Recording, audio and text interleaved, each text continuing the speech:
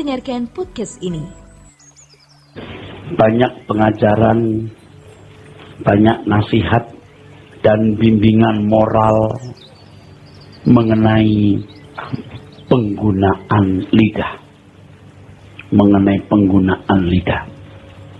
Dan kita bisa menemukan itu dalam buku-buku yang ditulis. Dan hal penggunaan lidah ini bukan hanya kita kenal dalam lingkungan orang-orang Kristen, tapi juga lingkungan orang-orang non-Kristen. Biasanya yang dimunculkan dalam ajaran tersebut pada umumnya adalah bagaimana seseorang mengucapkan kata-kata yang baik, yang diterima orang lain, yang tidak melukai dan merugikan sesama. Pendek kata, biasanya ajaran mengenai penggunaan lidah sekitar bagaimana mengucapkan kata-kata yang tidak melukai orang lain, tidak mendatangkan kebencian, dendam bagi orang lain.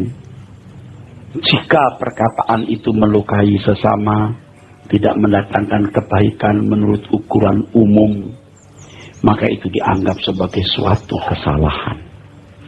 Karena hal ini, saudaraku, maka diajarkan bahwa seseorang harus berhati-hati dalam mengucapkan suatu kata atau kalimat. Kalau kita cerdas, kita bisa menangkap kemudian mulai muncul kesan bahwa semakin sedikit berbicara, maka semakin baiklah orang tersebut dalam menggunakan lidah atau memanage atau mengelola lidahnya.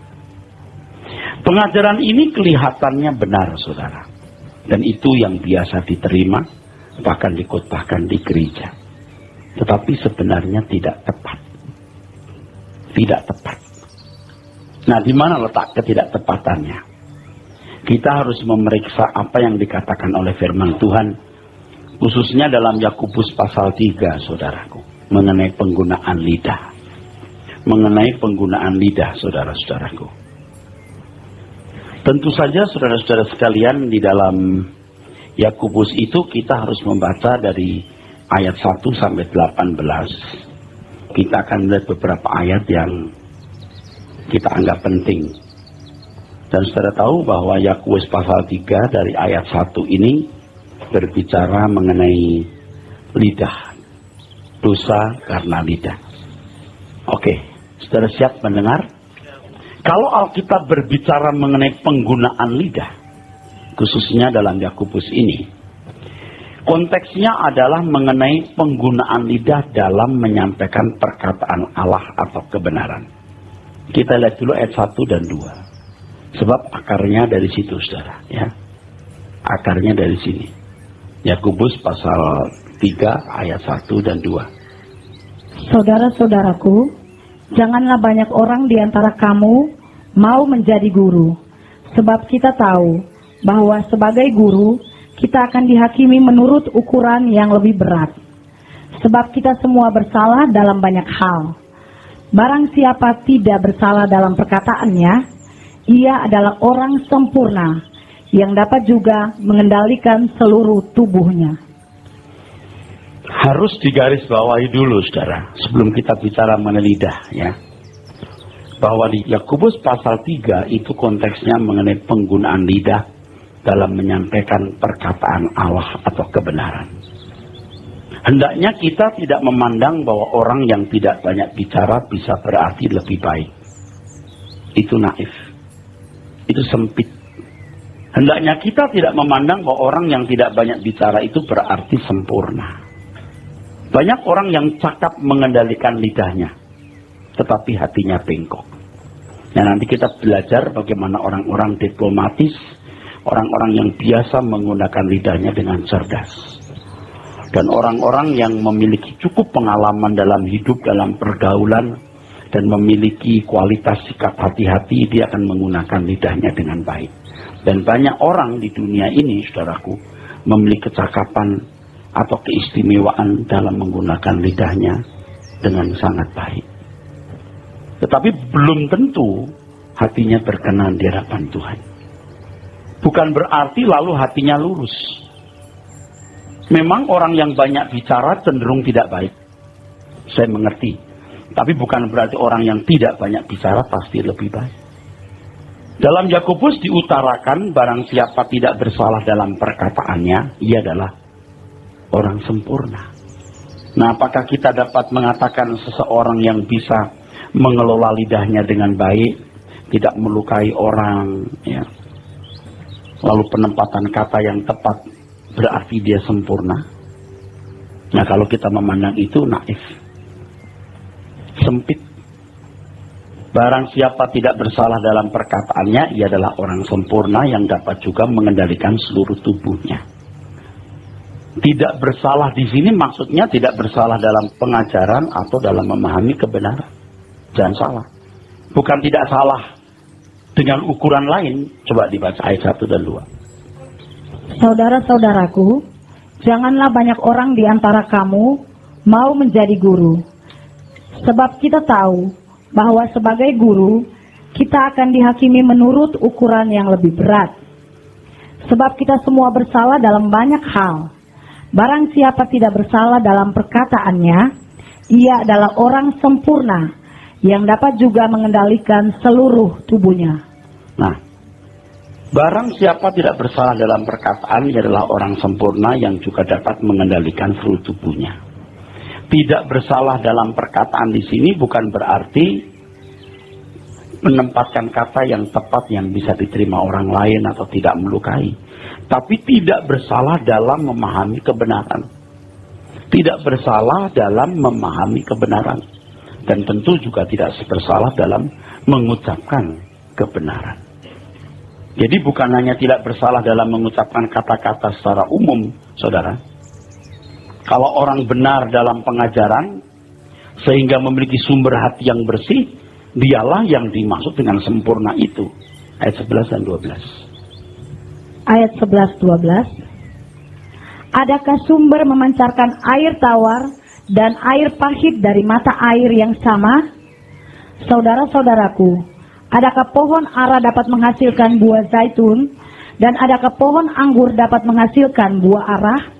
Demikian juga mata air asin tidak dapat mengeluarkan air tawar. Yang di-manage itu bukan bagaimana dia mengucapkan kata, tapi bagaimana membersihkan sumber hatinya. Kalau sumbernya benar, ucapannya juga benar. Kalau ucapannya benar, belum tentu sumbernya benar. Sebab orang akan pandai berpolitik. Kalau pendeta seperti saya kan punya bahasa pendeta, saudara. Kalau ketemu orang, shalom bro, Tuhan memberkati bro, Tuhan menyertai. Oh tenang bu, Allah melindungi. Dia punya bahasa-bahasa pendeta gitu. Apa betul Allah menyertai?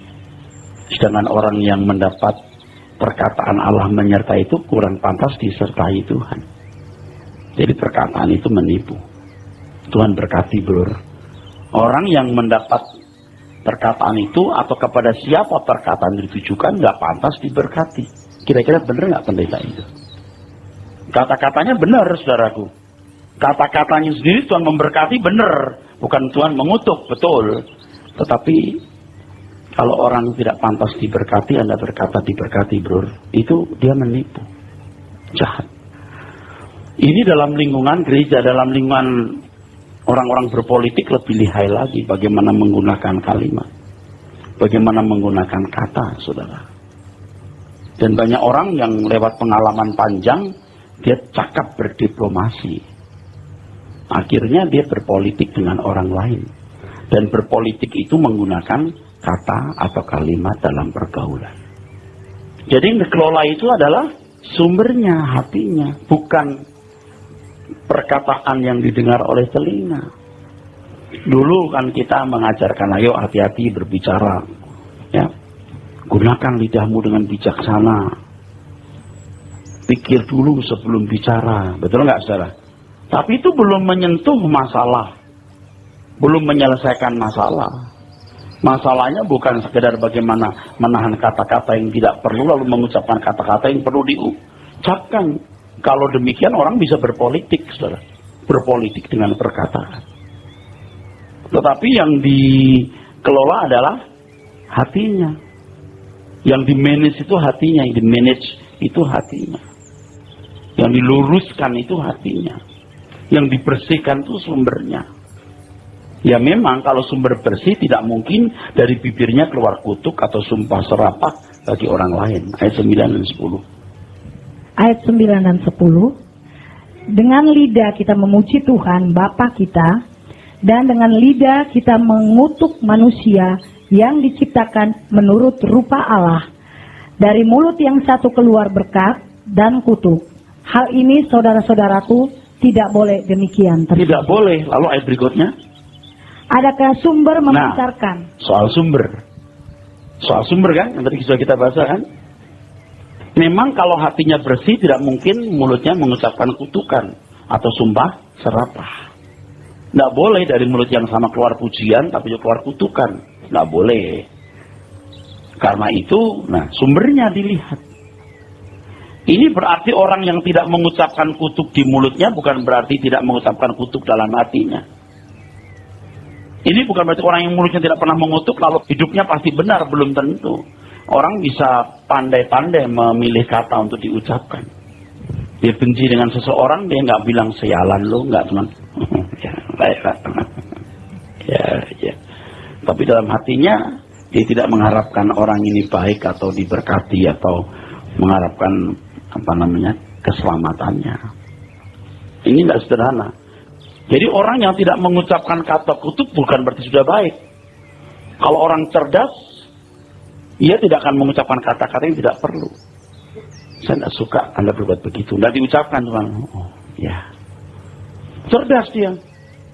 Jangankan kutukan. Kata-kata yang tidak pantas pun tidak perlu diucapkan. Dan orang-orang seperti ini saya temukan di dalam gereja. Cerdas dia. Malah kadang-kadang saya lebih tertarik orang atau lebih membenarkan orang yang bisa berkata gini, kurang ajar, setan dia, gitu. Saya minta ampun daripada nggak pernah mengatakan setan, tapi nggak pernah minta ampun, nggak pernah tahu salahnya di mana. Paham nggak, saudara? Tapi juga saya nggak setuju dua-duanya, saudara. Tapi kalau itu setan bener ya saya nggak bisa ngomong, karena Tuhan pun juga berkata, nyalah kamu iblis. Ini pikiran iblis. Ini berarti orang yang tidak mengucapkan kutuk di mulutnya atau kata-kata yang tidak pantas, berarti dia baik hatinya. Belum tentu. Para diplomat atau orang-orang yang ahli berdiplomasi akan sangat cakap dalam menggunakan lidah. Kalau Alkitab mengatakan bahwa setiap perkataan akan dihakimi, bukan berarti lalu kata-kata saja yang akan dipersoalkan. Tetapi hati yang mendorong perkataan itu yang penting. Setiap perkataan yang diucapkan oleh seseorang harus dipertanggungjawabkan, saudaraku sekalian. Itu bukan berarti perkataan itu saja yang akan diyakini, tetapi hatinya. Matius pasal 12 ayat 36. Matius 12 ayat 36. Tetapi aku berkata kepadamu, setiap kata sia-sia yang diucapkan orang harus dipertanggungjawabkannya pada hari penghakiman. Ayat 35. Sengaja saya suruh baca 36 baru 35. Orang yang baik mengeluarkan hal-hal yang baik dari perbendaharaannya yang baik. Dan orang yang jahat mengeluarkan hal-hal yang jahat dari perbendaharaannya yang jahat. Ya. Ada orang-orang yang bisa mengendalikan lidahnya begitu baik. Saya ketemu orang yang jahat atau orang yang brengsek itu cuma cerdas dia menahan lidahnya. Lalu bukan berarti lalu dia jadi baik, belum tentu. Belum tentu, saudara. Sekali lagi orang-orang para diplomat, orang-orang yang ahli berdiplomasi akan sangat cakap dalam menggunakan lidah. Kalau Anda seorang politisi, setiap kata itu bisa ditafsirkan bermacam-macam. Bisa multi meaning. Dan harus pintar-pintar untuk menggunakan kata. Pintar-pintar berdiam diri. Dalam Yakobus dikatakan bahwa lidah adalah api. Ia merupakan suatu kejahatan dan mengambil tempat di antara anggota tubuh kita sebagai sesuatu yang dapat menodai seluruh tubuh dan menyalakan roda kehidupan kita. Yakobus pasal 3 ayat 6. Oke, sebentar sebelum dibaca ya saudara.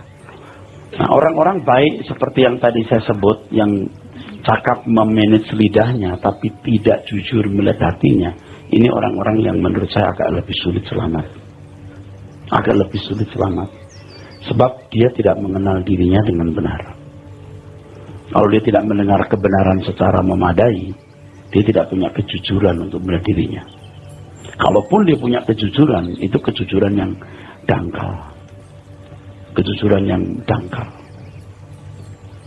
Kalau kejujuran yang dalam, saudaraku, dia akan bisa melihat motif-motif yang terdalam di dalam hatinya. Terus Yakobus 3 ayat 6, lidah pun adalah api.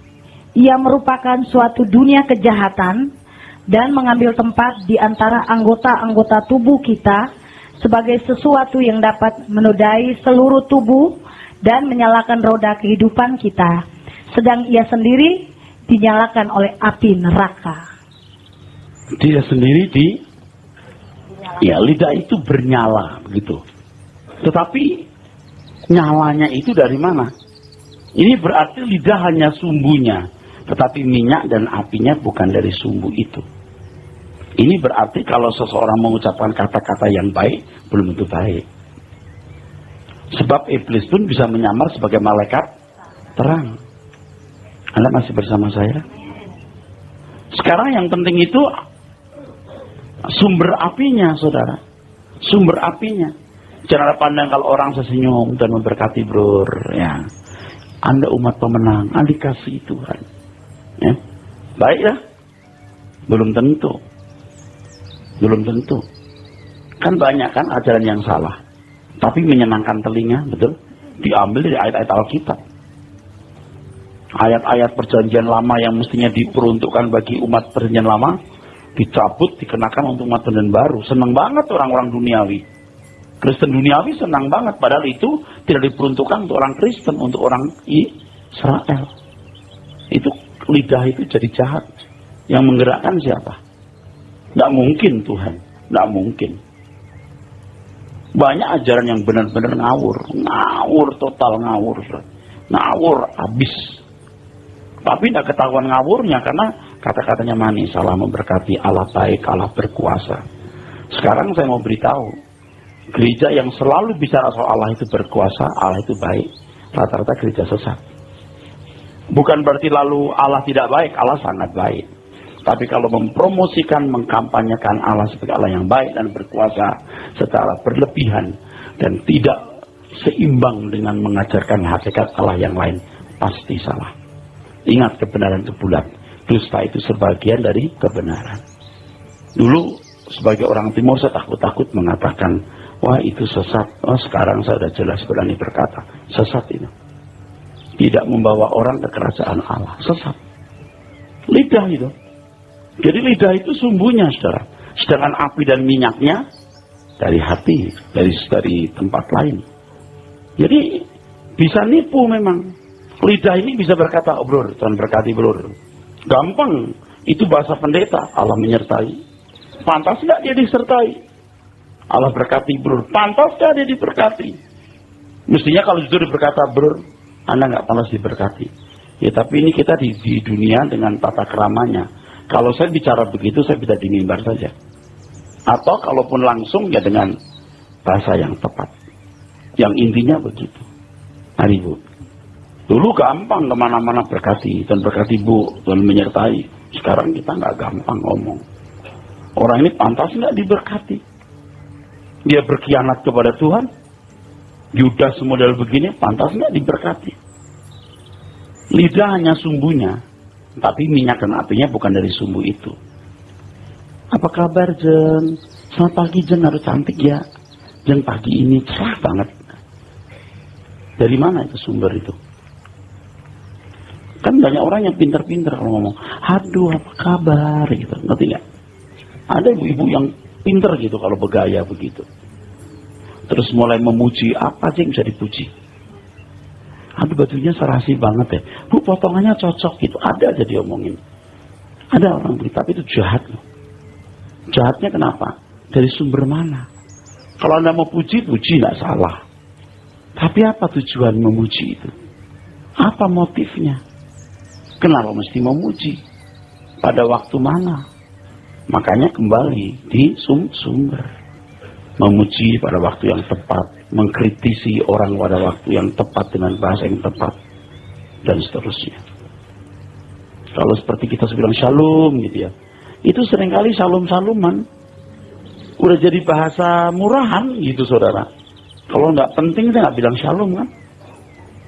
Coba saudara di sini break dulu deh, pikirkan baik-baik deh. Kita sudah punya bahasa diplomasi, bahasa oratori, bahasa protokoler. Kalau ketemu orang selamat pagi lalu apa gitu. Nggak salah loh mengucapkan selamat pagi, tapi sumbernya gimana? Selamat pagi Pak. Good morning, good, pagi yang baik Pak. Selamat ya pagi ini memberi selamat. Boker tov, itu orang Ibrani begitu. Boker tov, boker pagi tov itu top, baik. Boker tov. Kalau sumbernya benar, maka apapun yang diucapkan pasti benar. Kalau tidak mengucapkan kata-kata apapun juga benar. Kalau mengucapkan juga benar. Oleh sebab itu hendaknya kita tidak berpikir secara sempit seakan-akan dengan lidah bisa dikendalikan, diatur. Maka berarti itu suatu nilai yang tinggi. Hendaknya kita tidak berpikir secara sempit. Kalau kita sudah bisa mengatur lidah, berarti itu suatu nilai yang tinggi. Ngomongnya tepat, tidak banyak ngomong. Kalau ngomong nggak melukai, pas, oh bagus ini. Oh belum tentu. Nilainya tinggi, belum tentu. Seakan-akan dengan lidah yang bisa dikendalikan atau lidah yang bisa diatur, maka berarti orang itu punya nilai yang tinggi. Belum tentu. Yang diatur dan dikendalikan sesungguhnya bukan lidah itu sendiri, tapi hati yang harus dikuduskan oleh firman Tuhan. Oleh sebab itu, kecerobohan bukan terletak pada mengatur lidah atau manajemen lidah, tapi manajemen hati. Ini masih khotbah mengenai kecerobohan. Kita bicara soal kecerobohan ini, dan ketika kita bicara soal kecerobohan lidah, luar biasa ya hikmat yang ada di dalam Yakobus itu, saudara. Luar biasa. Luar biasa, saudara. Tapi karena saudara mungkin baru mendengar, perlu adjusting, perlu penyesuaian gitu. Perlu penyesuaian. So, selama ini yang kita pahami mengendalikan lidah ya, bagaimana mengatur perkataan supaya tidak melukai. Betul nggak saudara? Halo? Begitu kan? Bukan itu. Bukan itu. Kalau hanya itu, kekristenan sama dengan agama lain. Dan banyak lagi hal-hal yang kelihatannya sama, tapi tidak sama. Kekristenan itu luar biasa. Dalam Yakobus 3 ayat 4, mari kita baca. Yakobus 3 ayat 4. Dan lihat saja kapal-kapal walaupun amat besar dan digerakkan oleh angin keras, namun dapat dikendalikan oleh kemudi yang amat kecil menurut kehendak juru mudi. Terus? Demikian juga lidah, walaupun suatu anggota kecil dari tubuh, namun dapat memegahkan perkara-perkara yang besar. Lihatlah, betapapun kecilnya api, ia dapat membakar hutan yang besar. Nah, dalam Yakobus pasal 3 ayat 4 dan 5 ini, kemudi yang kecil bisa mengarahkan kapal yang besar. Betapa hebat peran kemudi yang kecil tersebut. Kalau seorang pengajar mengajarkan sesuatu yang tidak berasal dari Allah, tetapi dari api neraka, betul? Tadi ya ada kata api neraka. Maka hal itu akan mengarahkan sejumlah besar orang ke arah yang salah. Maka dikatakan di pasal 1 ayat 1 dan 2, jangan ada di antara kamu yang banyak mau menjadi guru. Sebab kesalahan ucapanmu itu bisa, karena guru didengar banyak orang, wah bisa mengarahkan sejumlah besar orang ke arah yang salah. Hal ini sejajar dengan api kecil tak bisa membakar hutan yang luas. Pengajaran yang salah yang diucapkan oleh lidah yang kecil bisa merusak satu wilayah yang luas, saudara. Hati-hati. Maka seorang pengajar akan dihakimi menurut ukuran yang berbeda. Nah sekarang ini banyak orang yang senang jadi pembicara. Pertama bersaksi dulu, ya, bersaksi lagi, diundang kesaksian, lama-lama diundang khotbah dia. Dia mesti belajar kebenaran dulu. Kalau tidak itu filosofi agama lama, konsep-konsep agama lamanya masuk. Dan saya perhatikan itu warta-warta gereja dari suatu gereja atau seorang pengajar. Ini mah bukan Kristen ini. Ini nggak mengajarkan begini Kristen ini. Nggak begini, kekristenan itu nggak begini. Ini mistik ini. Ini mistik sekali. Salah. Sangat keliru. Ya kalau dia didengar 10 orang nggak apa-apa. Kalau 10.000 orang. Terus dengar lagi ke 100.000 orang. Dari 100.000 lalu menjalar lagi ke yang lain. Apa saudara pikir setan nggak berkarya hebat di situ? Berkarya hebat. Apakah Anda pikir setan nggak bisa menguasai mimbar gereja? Sangat bisa. Kalau mimbar gereja yang hanya dihadiri 10 orang, wah setan belum sukses. Yang mesti dihadiri oleh ribuan orang. Nah, konyolnya kemudian, kalau gereja besar, kaya, orang berkata diberkati. Kalau nggak diberkati nggak seperti ini katanya. Wah, ini udah celaka bener saudara. Wah, kalau nggak diberkati mana banyak orang datang. Kalau nggak diberkati mana bisa dia bisa bangun gedung-gedung gereja begitu. Kalau nggak diberkati mana bisa dia sewa satelit. Ya nggak apa-apa. Tapi kita percaya bahwa kebenaran akan tetap diberi kesempatan Tuhan berbicara. Hanya masalahnya kan selain SDM-nya sedikit, ya, penyampai suara kebenaran ini juga orang-orang yang harus dipercayai. Kalau tidak berbahaya. Berbahaya. Kalau cuma bisa meneruskan perkataan saya, tapi kapasitas dirinya belum dicukupi, bahaya. Kalau jadi terhormat, banyak duit dan segala kemungkinan untuk salah, dia bisa salah. Lebih baik jangan dulu. Bertumbuh dalam karakter yang bisa dipercayai Tuhan. Saya sendiri juga merasa belum pantas-pantas banget gitu dipercayai Tuhan. Tuhan juga menambahkan setahap demi setahap gitu. Kalau hari ini saya ada punya uang 100 miliar, saya bangun gedung gereja besar 1 triliun, sangat mungkin. Tapi Tuhan pandang itu berbahaya, jangan. Bertumbuh dulu saja. Nanti Tuhan akan buka peluang di mana suara kebenaran ini akan sampai ke ujung bumi. Jadi tidak boleh ngotot gitu, tidak usah, jalan aja. Mengalir. Sebab lebih daripada apa yang saya ajarkan, yang mengajarkan juga harus benar. Nah, kita baca Yakobus pasal 3. 7 dan 8. Semua jenis binatang liar, burung-burung, serta binatang-binatang menjalar, dan binatang-binatang laut dapat dijinakan dan telah dijinakan oleh sifat manusia. Lihat, kata sifat di situ artinya oleh kecerdasan, oleh keahlian manusia. Terus? Tetapi tidak seorang pun yang berkuasa menjinakan lidah. Tuh, ayo, seberapa hebat Anda mau mengatur? Oh, tapi dia pinter Pak, dia ngatur kata-katanya. Oh, enggak bisa. Tuhan bilang enggak ada yang bisa menjinakkan lidah. Yang bicara bukan saya, firman Tuhan. Harus tepat, you harus mengerti firman Tuhan yang bicara ini. Terus? Ia adalah sesuatu yang buas, yang tak terkuasai, dan penuh racun yang mematikan. Itu. Pernyataan ini menunjukkan bahwa tidak ada orang yang bisa menjinakkan lidah. Tentu dalam ukuran kebenaran ya. Di sini membutuhkan intervensi Tuhan. Yaitu intervensi melalui kebenaran firman yang menguduskan hati.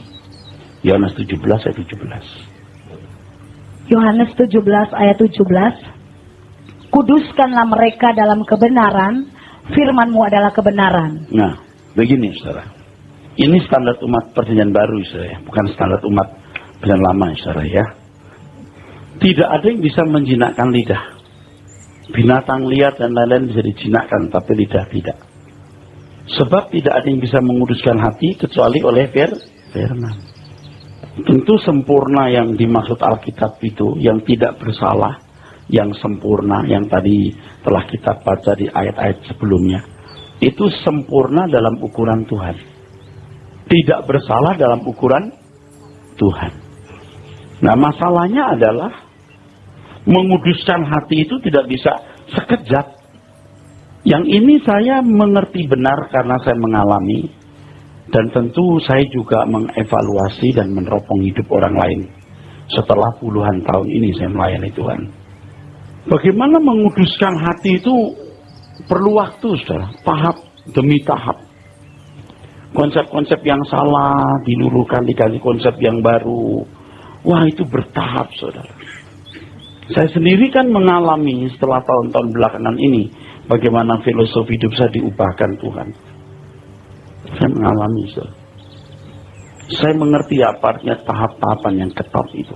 Nggak bisa mendadak, nggak bisa. Akan lebih mudah mengendalikan lidah secara diplomatis daripada manage hati, menguduskan hati.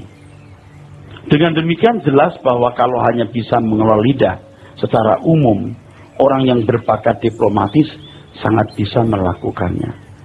Orang introvert, orang yang tertutup akan lebih mudah menjaga lidahnya.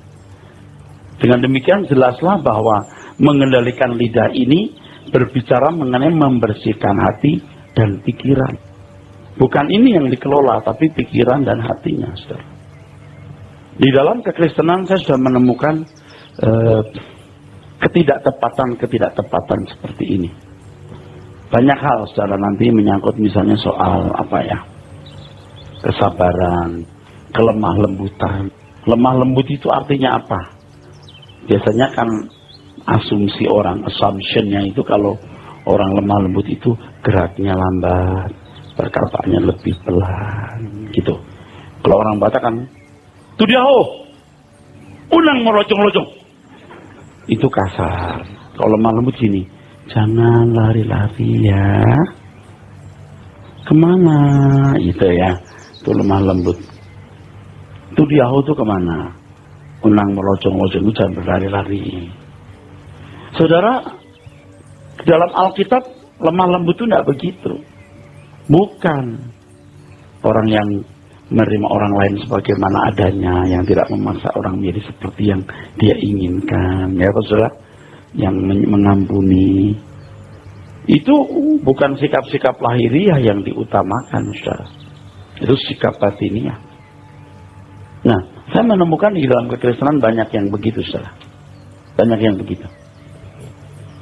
Nanti kalau memuji Tuhan bersorak-sorak lah, makin begini, makin bersorak gitu. Bukan bodoh tapi iya. Wah, kalau menyembah itu mesti kusuk, itu mesti nangis. Bukan begitu, bukan berarti nggak boleh nangis. Saya sering nangis. Menyembah itu bukan begitu, tapi sikap hati yang menghargai Tuhan dan perjalanan hidup seseorang itu sikap penyembahan. Itu liturgi penyembahannya, itu langkah hidup saudara setiap hari. Dulu kan ada iklan yang mengatakan 3 bulan kami latih Anda menyembah Tuhan, Anda bisa menyembah, coba. Untuk WL gitu. Tuh. Itu kan naif.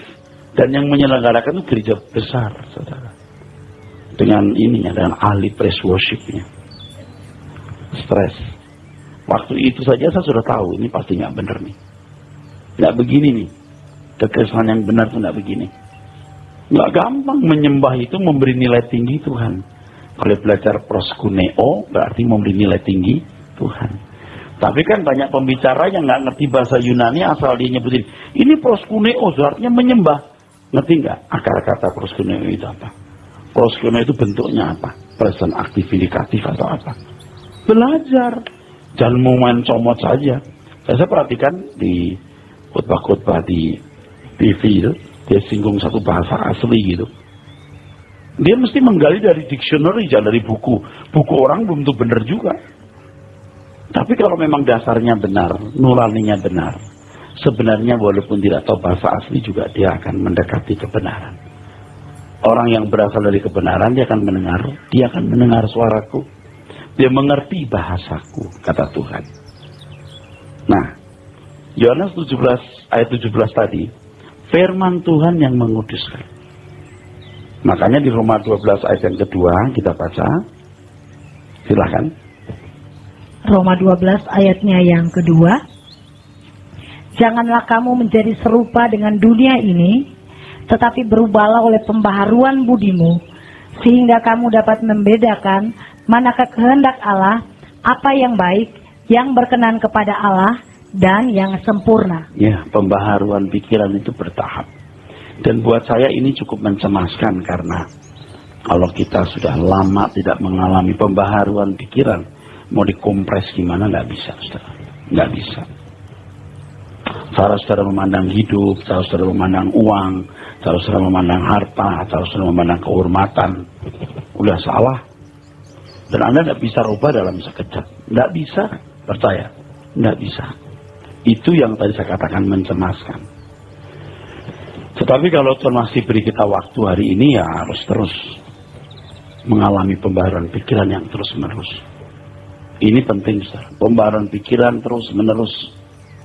Sehingga manusia batiniah kita dibaharui dari hari ke hari.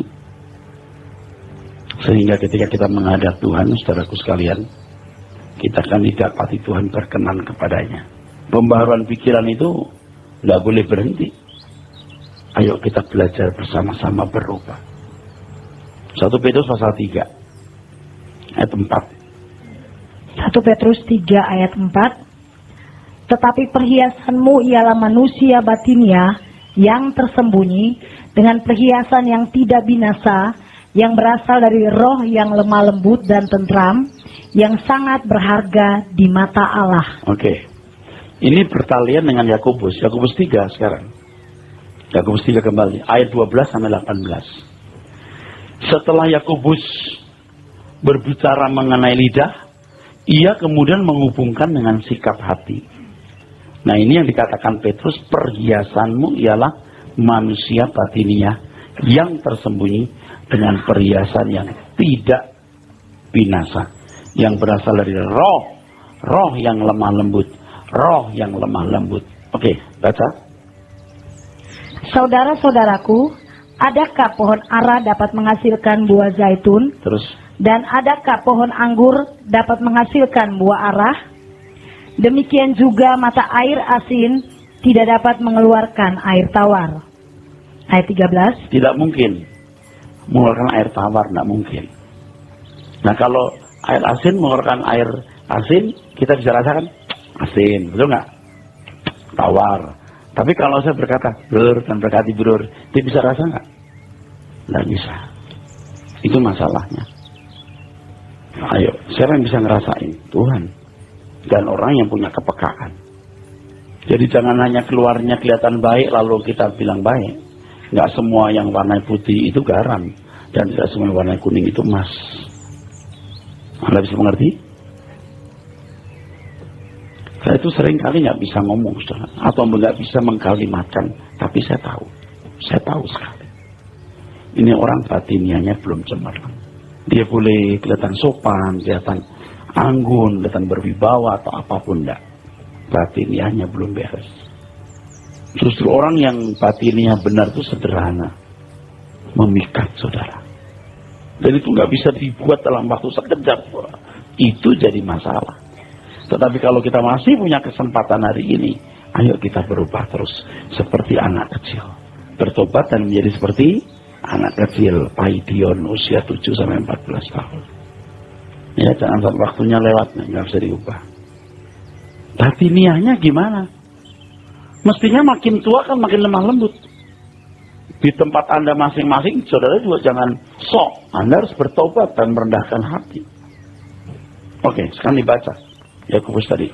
Terus ayat 13. Siapakah di antara kamu yang bijak dan berbudi? Ya, bijaksana dan berbudi. Terus Baiklah ia dengan cara hidup yang baik, menyatakan perbuatannya oleh hikmat yang lahir dari kelemah lembutan. Kelemah lembutan, kita mulai kata kelemah lembutan. Terus jika kamu menaruh perasaan iri hati dan kamu mementingkan diri sendiri, janganlah kamu memegahkan diri dan janganlah berdusta melawan kebenaran. Memegang diri itu sombong. Siapa yang bisa mencium bau kesombongan, perasaan iri? Siapa yang bisa mencium? Kalau kita mengatakan, oh bror, hebat ya bror, anak diberkati ya bror, maju ya usahanya bror. Tapi dia iri, saya bisa mencium bau irinya. Orang jalan dalam kesombongan, saya bisa mencium kesombongannya. Nggak ada yang bisa mencium. Ini bicara soal sikap batiniah, saudaraku, inner man. Nah, semua ini kalau dibaca terus sampai 18 itu berbicara mengenai kualitas inner man, inward manusia batiniah. Ada hikmat dari atas, juga ada yang datang dari dunia. Baca terus. itu bukanlah hikmat yang datang dari atas, tetapi dari dunia, dari nafsu manusia, dari setan-setan. Tuh, nafsu manusia dari setan-setan. Tegas sekali. Kalau Yudas bisa kesetanan, kenapa pendeta nggak bisa kesetanan? Bisa. Saya juga bisa, tapi saya nggak mau. Waduh, saya takut dah, Tuhan tolong deh. Mendingan nggak jadi pendeta, tapi nggak kesetanan saya. Kalau setan hanya bisa menyesatkan manusia, mah bukan dia bolos, bukan setan dia. Dia bisa menyesatkan malaikat. Dalam sejarah kita menemukan orang-orang hebat juga bisa disesatkan kok. Nah makanya kita mesti hati-hati, jangan sombong. Kita dalam kondisi sesatnya nih. Terus? Sebab di mana ada iri hati dan mementingkan diri sendiri, di situ ada kekacauan dan segala macam perbuatan jahat. Terus? Tetapi hikmat yang dari atas adalah pertama-tama murni, selanjutnya pendamai, peramah, penurut, penuh belas kasihan, dan buah-buah yang baik, tidak memihak dan tidak munafik.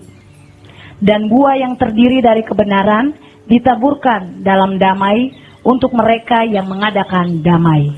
Tuhan menghendaki kita mengisi pikiran dengan kebenaran, agar tidak memberi kesempatan iblis mengendalikan hidup kita, terutama lidah kita. Nah di sini perlu kerja keras, perlu kesungguhan, saudaraku.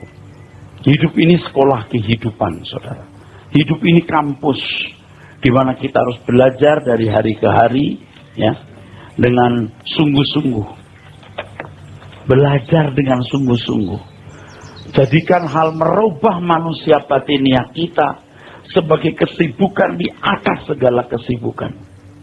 Keasikan di atas segala keasikan. Dari hari ke hari periksa. Akan nyata kemajuan kita, saudara. Tiap hari periksa. Setiap hari kita menghadap Tuhan, kita periksa hati kita. Jadikan hal ini hal yang selalu penting, selalu mendesak. Selalu penting dan selalu mendesak. Tidak bisa ditunda. Dan kita akan bisa bertumbuh secara signifikan, saudara. Nah itulah tujuannya kita mendengar suara kebenaran. Itulah tujuannya kita ada di sini. Belajar firman. Supaya manusia batiniah kita betul-betul diproses terus, dibentuk terus.